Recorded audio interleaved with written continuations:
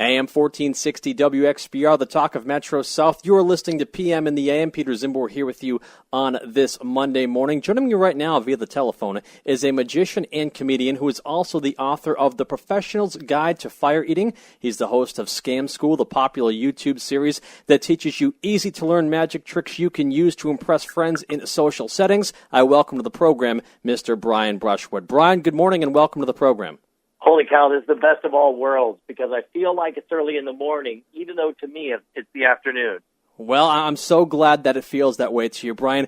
Brian, I'm having you on the program today for two reasons. One, I follow you on Twitter, and recently you said, ask me anything, and of course my natural question was, do you want to do my radio show? That's one. And of course my natural reaction was, yes, of course. Of course. Assuming I could squeeze it into the schedule. The second reason was maybe about a month or so ago, we had who I believe to be the first and only magician on this program, the amazing Jonathan, who is promoting his last ever appearance here in Boston.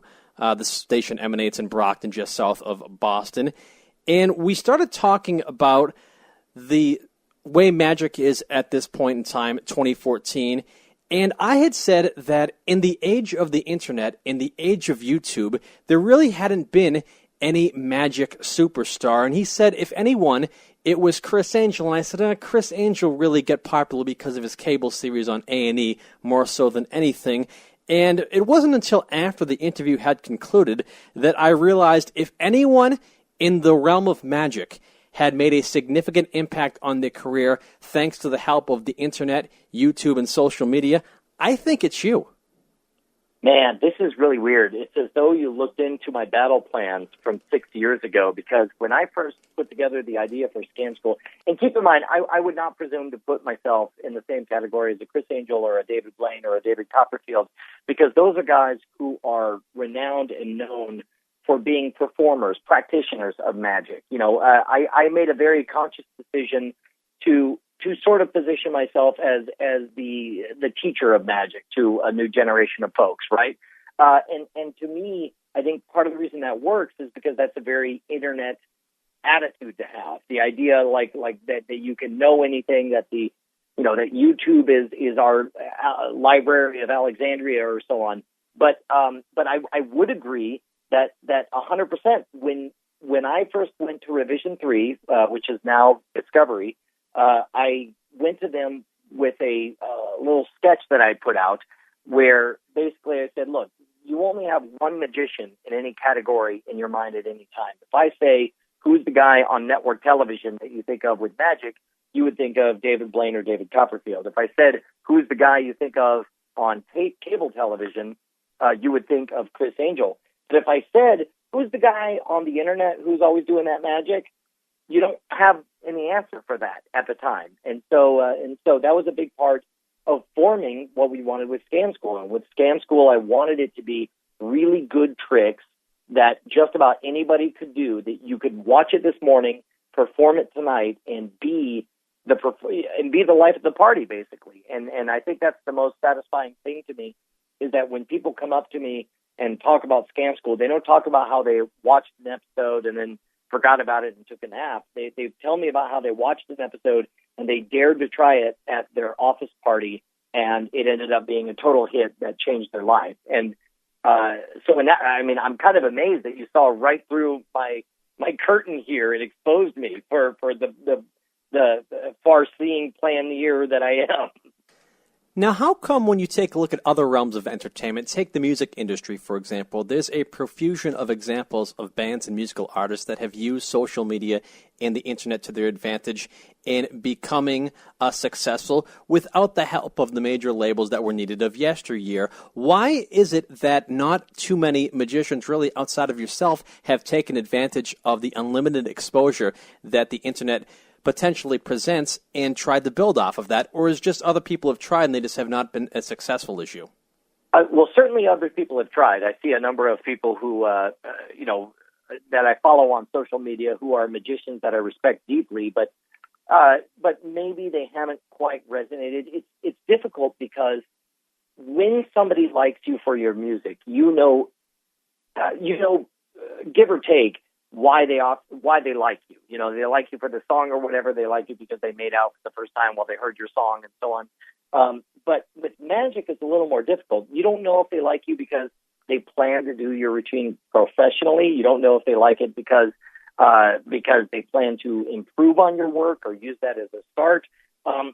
You know, magic is a very kind of mushy medium, and as such, and especially on top of that, the fact that magic has, as a layer on top of everything, the fact that secrecy, that inefficiency, that gap between I don't understand how this can work, and meanwhile you're standing 3 feet away and you won't tell me how this works, that is an agonizing ecstasy that makes magic work, right? And so in that regard, I think a lot of magicians are suspect of it. There are magicians who don't want to share the gaps in between. You know, me personally, I feel like if everybody right now, if I could grant a wish and cause everybody on planet Earth to know as much about magic as I know, then I would do it, because number one, overnight, magic would become the most popular art form in the entire planet. But not everyone feels that way. So I understand the hesitancy to engage in a practice that is information sharing, basically. We're chatting with Brian Brushwood here on WXBR, host of Scam School, which can be seen on YouTube. I remember in the mid to late 90s, Fox Television aired a series of specials, Magic Secrets Revealed, with the masked magician, and he had to be masked because all the other magicians would flog him if they knew his secret identity and things like that. And they gave away how some real old-timey tricks were done. You seemingly are cool with that. I mean, I am and I'm not. At the time, I was utterly fascinated with the phenomenon of the masked magician, because nobody knows this, but he actually wrote, the guy who did it wrote an open letter to the magic community saying, look, they were going to do this. It was either going to be me or someone else. I took the gig so that I could mitigate the damage and direct people to the old stuff. The stuff that you see that's current and modern is stuff that they've already figured out and done on their own. And there's no stopping them from doing that. And I was really amazed by, like, here's somebody who, and first of all, I can't pretend like this guy doesn't want to get rich and famous. I mean, surely that's part of why he took the gig or whatever, but at least the concept, the idea of what he wanted to do, made sense. But magicians weren't biting on it. Instead, magicians bit on Fox's line, which is, to me, the great crime of the masked magician specials. It's not that they explained how an amazing effect works. The problem is that they took a giant dump on the idea of being fooled. They took away the wonder, and they made you feel like a chump, not a child. When good magic is in front of you, you should feel like a child. You should feel like the world is amazing and precious and special and anything is possible.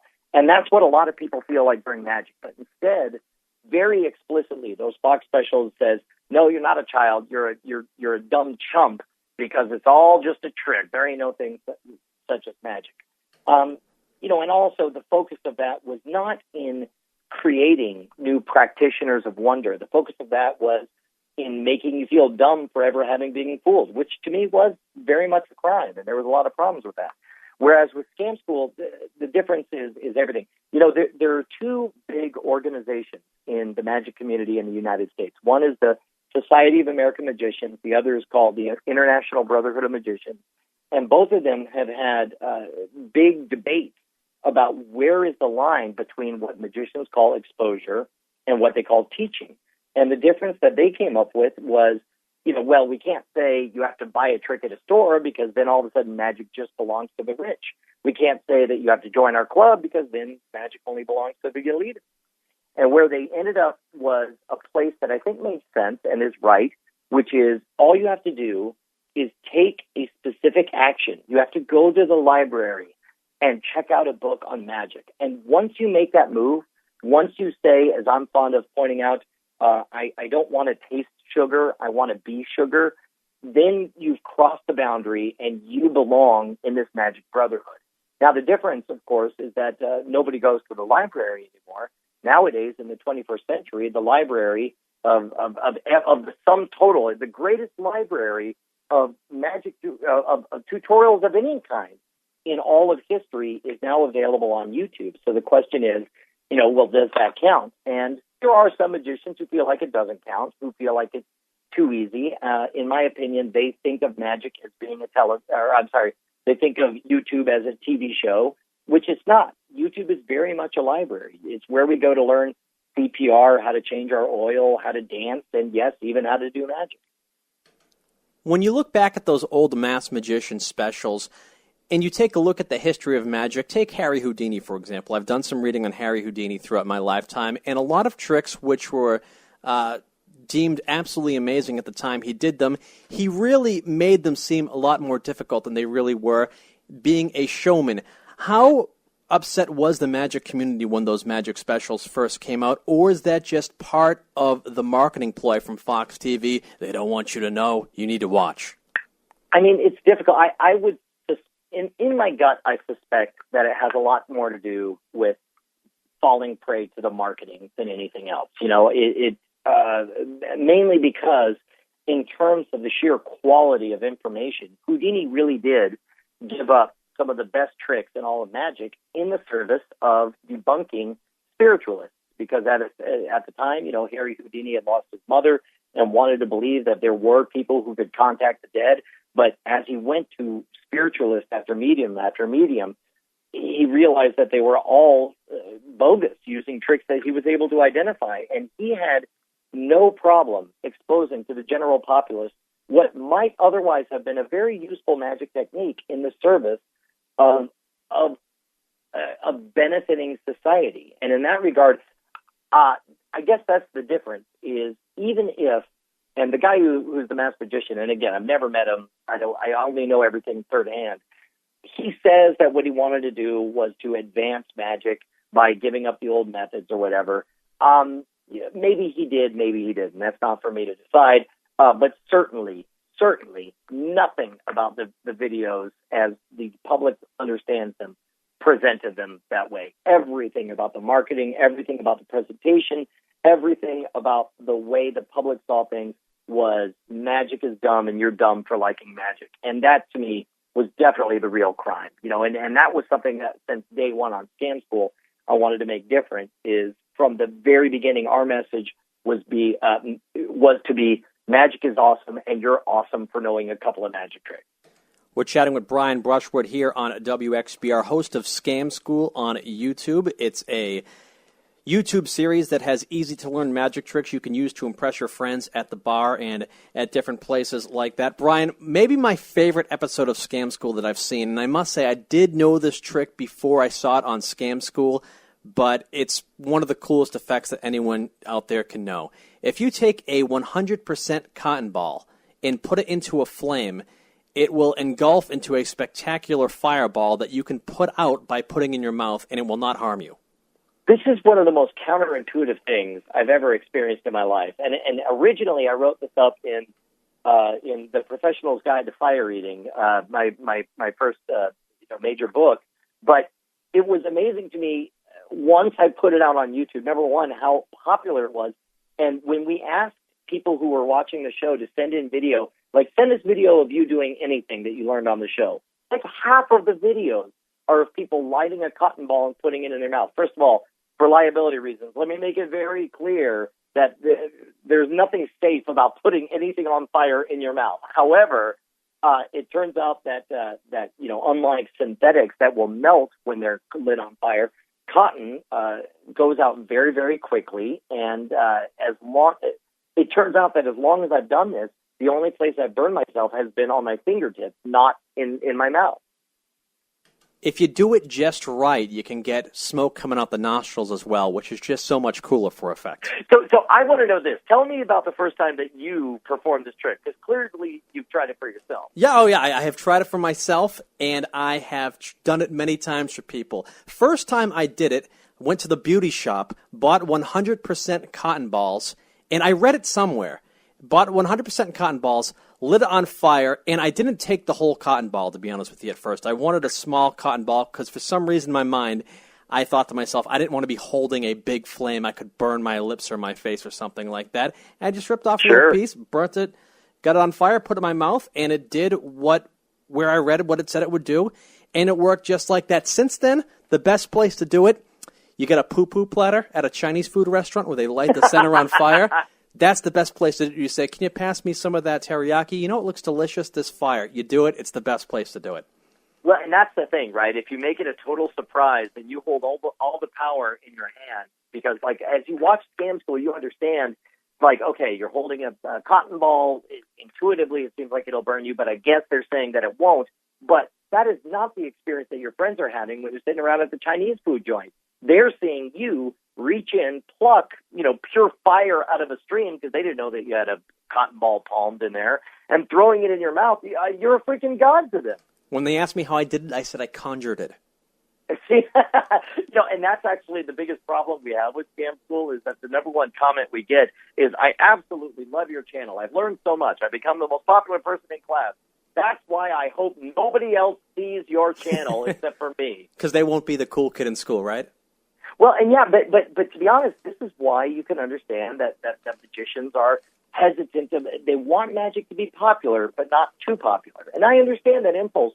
But personally, I feel like, the first people to buy any tickets for a David Copperfield performance in their hometown are going to be magicians. Those who, once you've had a taste of the drug, once you've been the center of attention, once you've performed just the simplest bit of sleight of hand and blown people away, I feel like I feel like you're in. You're hooked. I want to be the gateway drug to magic.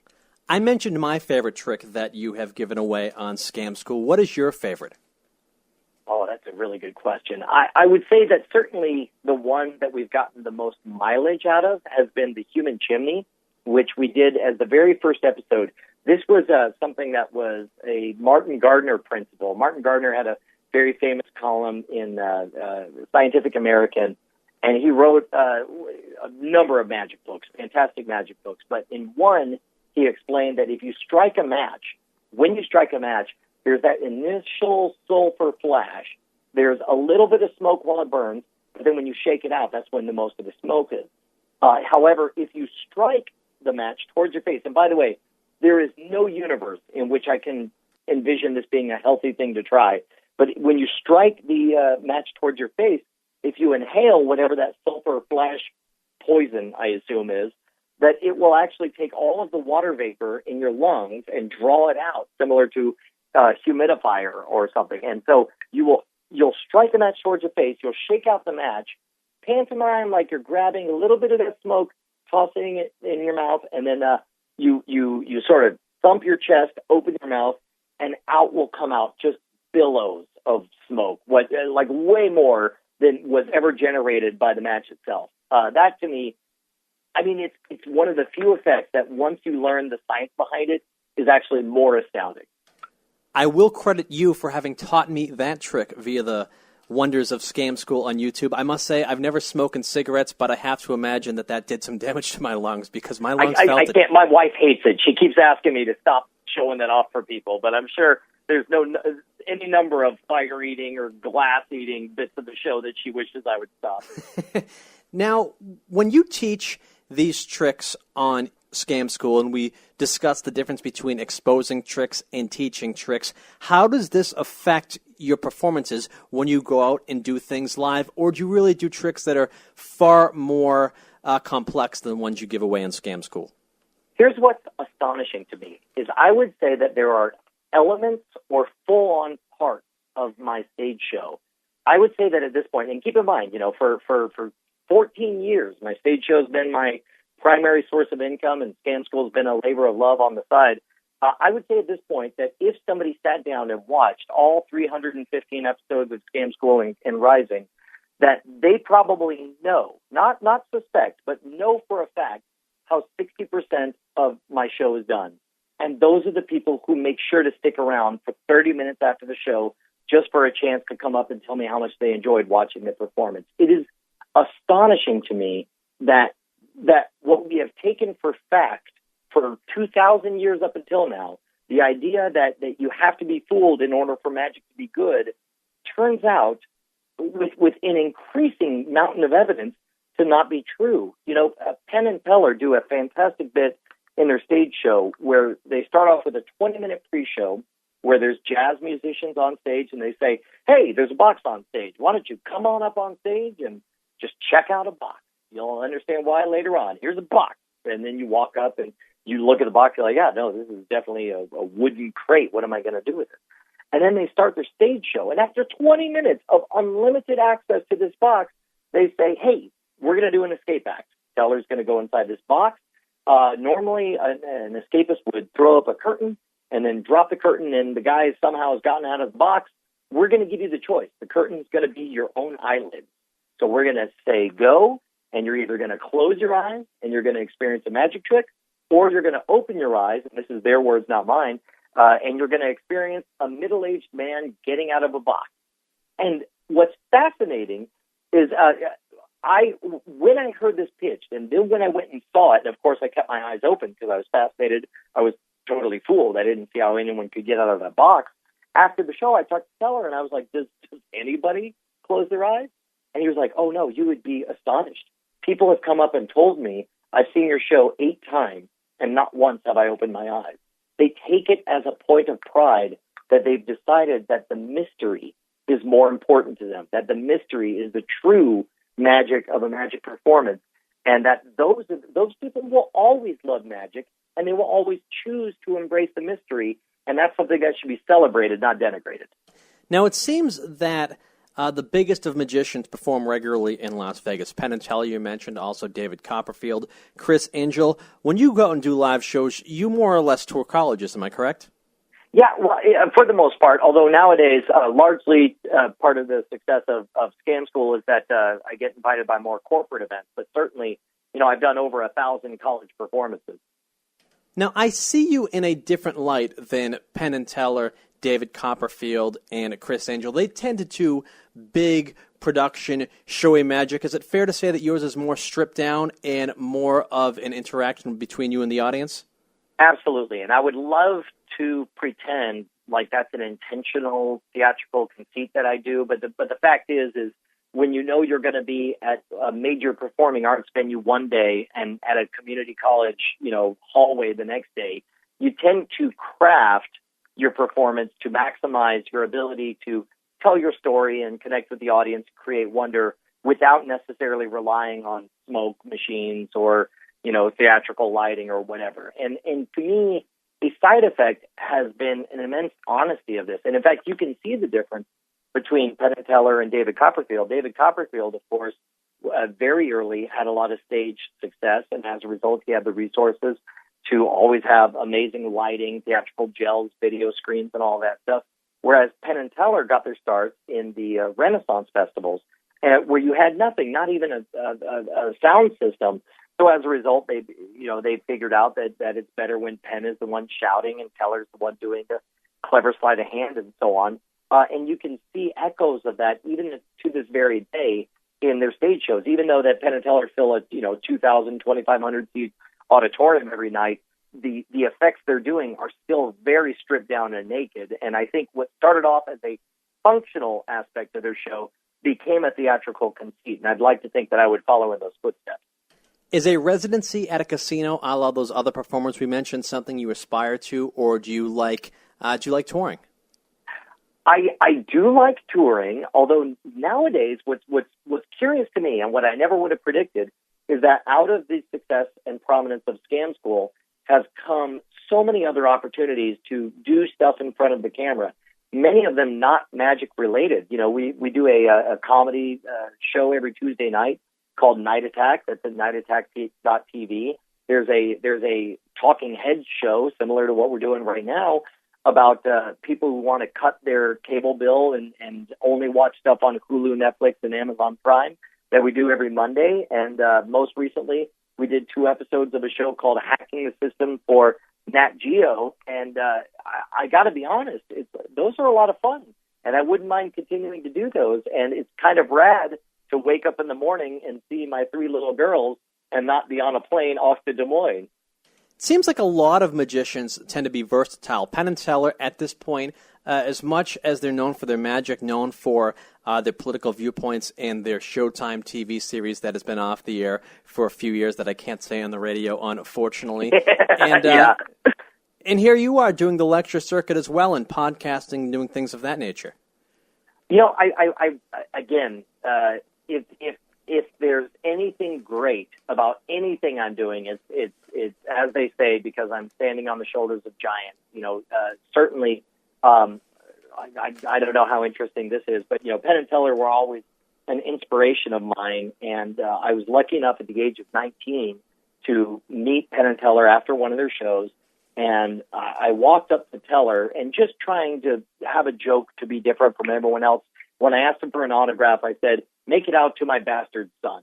And he thought that was funny. We chatted for maybe 5 or 10 minutes. And I was 19 at the time. I was like, "Hey, have you heard of email?" And I was like, "Well, I'd love to email you sometime." And he said, "Well, I haven't picked an email service, but, you know, when I do, how about I get your email so I can let you know?" And as I left, I thought, well, that was a very classy way to blow me off. Kudos to you, Teller. And months later, I got an email from Teller. It wasn't to me specifically. It was clear that I was on some mailing list. But at the age of 21 at the time, I was like, oh my gosh, I have Teller's email. I could just say whatever I want.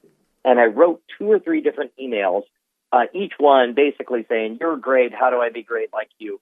And I threw them all away. And it wasn't until I got really angry because I was, I don't know, stuck with some homework assignment or whatever, that I just decided to say what I really felt in my heart. And I wrote Teller saying, "Hey, man, fact is I'm furious at you, not for being talented or smart or any of these things, but because you got there first. And because you got there first, you know, how am I supposed to do what I want without, you know, being a Penn and Teller ripoff?"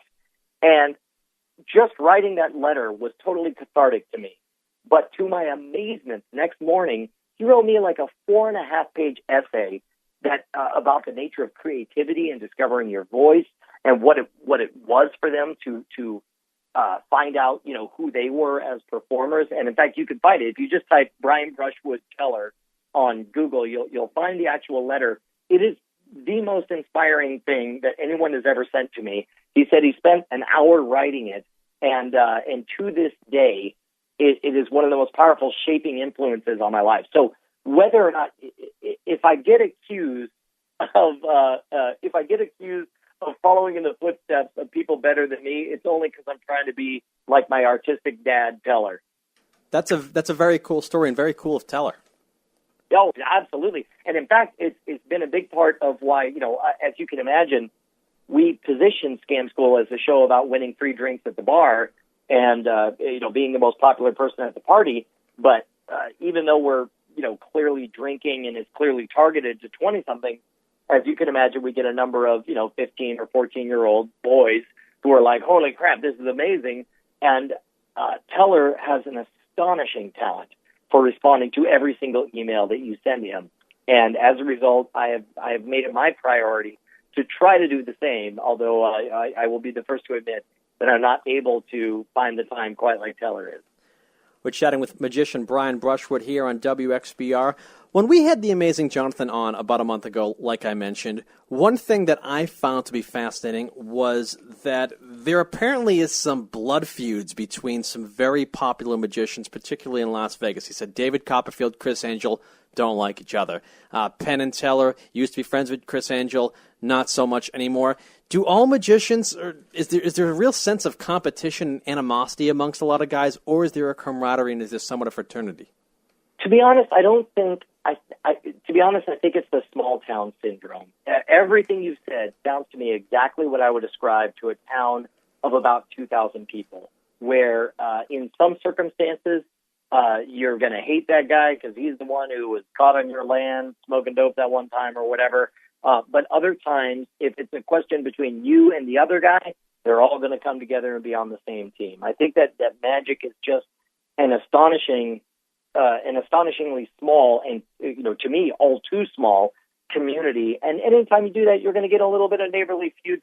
I don't think any of them hate each other because, at the core of their being, because when I grew up, of course, Teller made a lot of bones about making fun of David Copperfield because David Copperfield was the king. And then once David Copperfield wasn't the king, they started making fun of David Blaine. And once David Blaine wasn't the king, they started making fun of Chris Angel.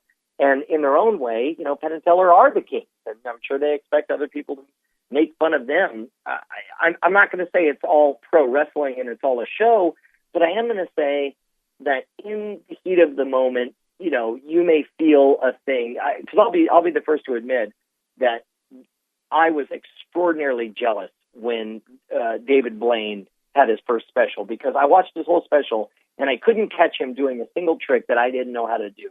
And therefore, he must not be very good if he's doing stuff that I know how to do.